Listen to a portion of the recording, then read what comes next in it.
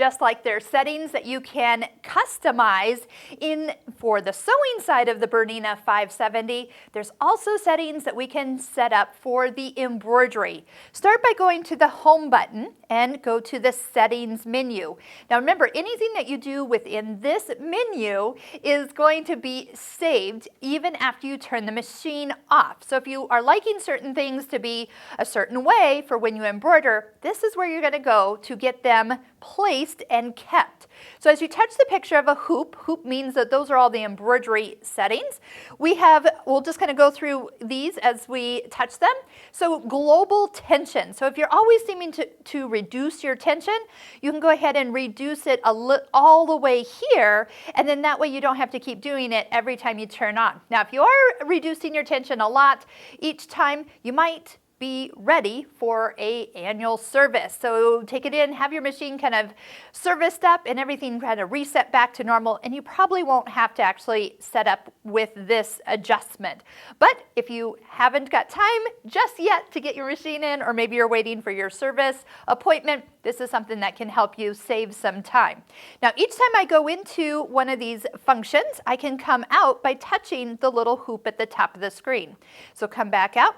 This one would be speed of embroidery. Yes, 1,000 stitches per minute, but if you don't want to be sewing that fast, I say if you can't and aren't sewing that fast, why are we bothering? So remember, if your machine is not working at full speed, again, visit your local Bernina service technician and find out why. This next function actually is centering the embroidery motif. Touch the icon and the display appears. So I'm not actually one to have used this much, but yes, it will allow us to center our motif. But I'm going to just leave that. I'll actually turn it off because default settings was that it was not on. So next, this was the calibration of the hoop. So if your hoop and hoop template are not calibrated, we have done a video on how to actually do that. This one has a picture of some fabric. How thick is it? So if you find that you are working on some thicker, higher loft fabrics, and you just feel like you need a little bit more give or room between the foot and the fabric, you can adjust how high the fabric is, and then the machine will adjust for that. This one has a picture of a needle called thread away. So as your machine cuts the thread, if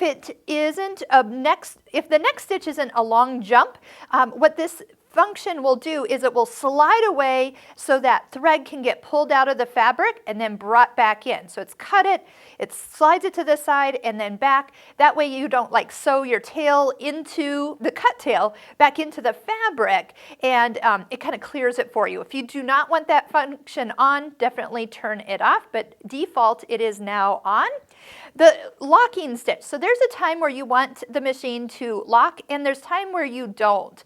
And there's certain techniques that will allow you to actually turn that off and have control over that area.